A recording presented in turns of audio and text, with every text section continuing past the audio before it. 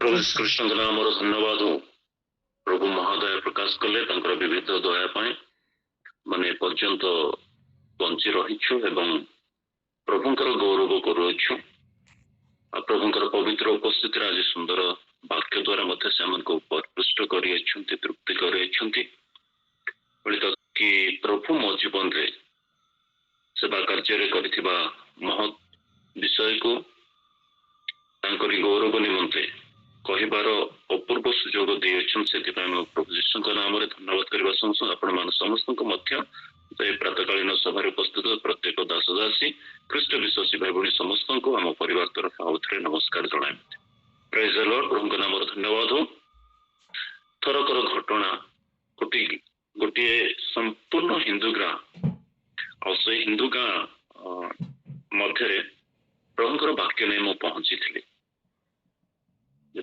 गली से समय से गाँ को मु जा पूर्वर जड़े जयगुरु बोली जोड़ा कहती से जड़े गुरु से गाँ को आसती जेहेतु से संपूर्ण भाव हिंदू गाँ टी से आसी से विषय कहीकि जाती तापर से गाँव रे आउ जड़े गुरु जी वैष्णव वाला वैष्णव धर्मर से जड़े गुरु जाती से मत से विषय से गाँव रे जनाती लोक मान को कहती धर्म विषय जनाती तो पर मु जानिली जे गाँ को आहरी दुई जन धर्मगुरु जो मैंने सत्य नुहे जहा कि से मैंने आसी धर्म संबंधी कथा से गाँव रे आसी कहीकि जाती तो एमती चली मझे मझे मु समय जो पाए से मु जाए तो से शुणिले जे ये जड़े ख्रिस्टियन लोक जड़े पावक आसुँच जड़े आसिकी ख्रीष्टों विषय यीशु विषय कहीकि जाऊँच बोली शुणिला से मनरे गोटे तिक्तता थिला से मोर अपेक्षा करुले केबे गोटे भेट हेले सहित कथा हेबू एमती से मन रखी थे दिने मु जाइछि से गाँ को प्रचार कर आसुछि प्रचार कर आसुथिबा समय वैष्णव धर्मर लोक जे गुरु से मो सहित साक्षात भेट हेले हठात भेट होला परे जानिले जे किए जड़े कहले कि ये सही लोक जे कि आसी ख्रिस्टियन धर्म प्रचार करुछन्ते बोली सेतेबेलको से मो विषय एपट सेपट पचारे कहले कथा हो गोटे कथा कहले से देखंतु आज्ञा ये गाँ पर आमर नजर अच्छी आम ये गाँ को ध्यान दौचु आमर धर्म विषय मैंने प्रचार करुचु और गाँ को आपण मध्य आसुचंती कि मन रखु ए गाँ लोकों किए जयी हेब गोटे चैलेंज कले से देखा ये कथा कही गोटे चैलेंज कले से किसी कहनी ठीक अच्छे जहाँ सत्य ताहा सत्यर ही जय हेब केवल एति ही कहली गोटे पद कहली सत्यर ही जय हेब से किसी कहले नहीं चुप रहिले बाटर से गले आम बाटर मु आसबी मो से चैलेंजिंग नहीं गई प्रार्थना करने को आरंभ कली प्रभु तुमर नाम जेपरी अगौरव न हुए साहाय्य कर ग्राम गोटे मंडल स्थापन हो लोक परित्राण पान सत्य संबंध ज्ञान प्राप्त हूँ प्रार्थना करे उपवास करे और से गाँ को मुझाए समय समय पत्रिका दिए एवं ईश्वर को वाक्य कहीकि आसे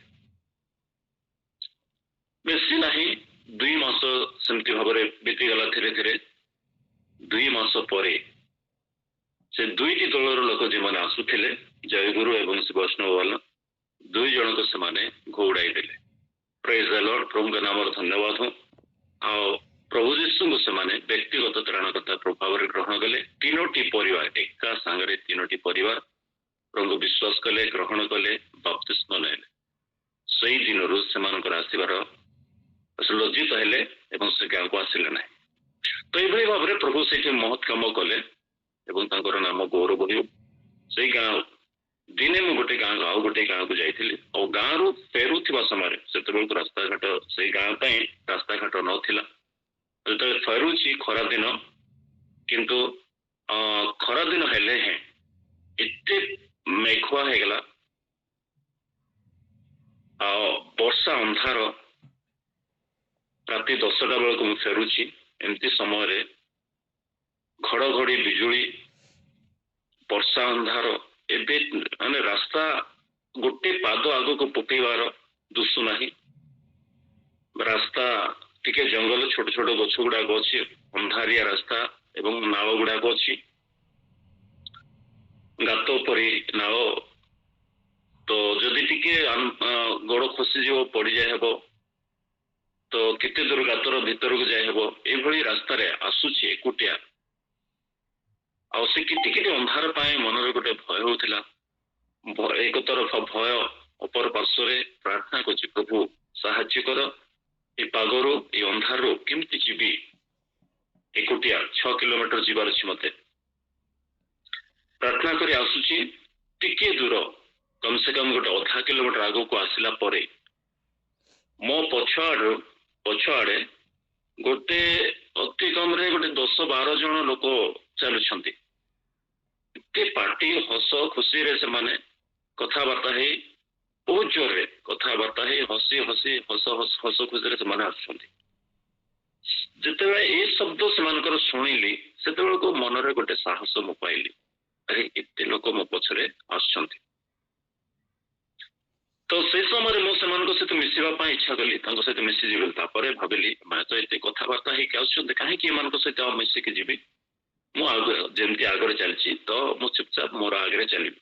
ତ ମୋର ଯୋଉ ମନରେ ଯୋଉ ଭୟ ହଉଥିଲା, ସେ ବର୍ଷା ଅନ୍ଧାର ପାଇଁ ଏବଂ ଅନ୍ଧାରେ କିଟିକିଟିଆ ଭାଲୁ ରାସ୍ତା, ଭାଲୁର ଭୟ ବେଶୀ। ତ ସେଇ ଭୟଟା ମୋର ମନରେ ଥିଲା। କିନ୍ତୁ ଏଇ ଲୋକମାନେ ଯେତେବେଳେ ପଛଆଡକୁ ଆସୁଛନ୍ତି, ସେତେବେଳକୁ ମୋ ମନର ଭୟ ସମ୍ପୂର୍ଣ୍ଣ ଦୂର ହେଇଗଲା। ପୁରା ସାହସ, ଏକଦମ ନିର୍ଭୟରେ ବସି ଚାଲିବାକୁ ଆରମ୍ଭ କଲି। ଯେତେବେଳେ ଚାଲିକି ଆସିଲି, ସେ ଶବ୍ଦ ମୋ ପଛରେ ଆସୁଛନ୍ତି, ଏକଦମ ପାଖାପାଖି ମୋ ପଛରେ ଗୋଟେ 200 ମିଟର ପଛରେ ଥାଇ, କିମ୍ବା 100-150 ମିଟର ପଛରେ ଥାଇ ଏତେ କଥାବାର୍ତ୍ତା ଶୁଣିକି ବସିଲି। ଗାଁ ପାଖକୁ ଯେତେବେଳେ ପହଞ୍ଚିଲି, ସେତେବେଳକୁ ମନରେ ଗୋଟେ ହେଲା, କଣ ନା କିଏ ସେ, ଏତେ ଲୋକ କୁଆଡେ ଯାଇଥିଲେ, ମାନେ ଏତେ ରାତିରେ ଆସୁଛନ୍ତି। ହେଲେ ମୁଁ ସେଇଠି ସେମାନଙ୍କ ସହିତ ସାକ୍ଷାତ କରେ। ଯେତେବେଳେ ଗାଁ ମୁଣ୍ଡକୁ ଆସିଲି, ସେଇଠି ଠିଆ ହେଇକି ଜଗିଛି, କିଏ ସେ ସେମାନଙ୍କୁ ଦେଖିବା ପାଇଁ। କିନ୍ତୁ ଜଗିଛି ଆଉ ନା ଗୋଟେ 10 ମିନିଟ, ଅତି କମରେ 10 ମିନିଟ ଜଗିଛି, କିନ୍ତୁ 10 ମିନିଟ ଭିତରେ କେହି ଜଣେ ବି ସେଠିକୁ ପହଞ୍ଚି ନାହାନ୍ତି, କିମ୍ବା ସେମାନଙ୍କର ଶବ୍ଦ ମତେ କୋଳାହଳ କିମ୍ବା କଥାର ଆଉ ଶବ୍ଦ ହେଉନାହିଁ।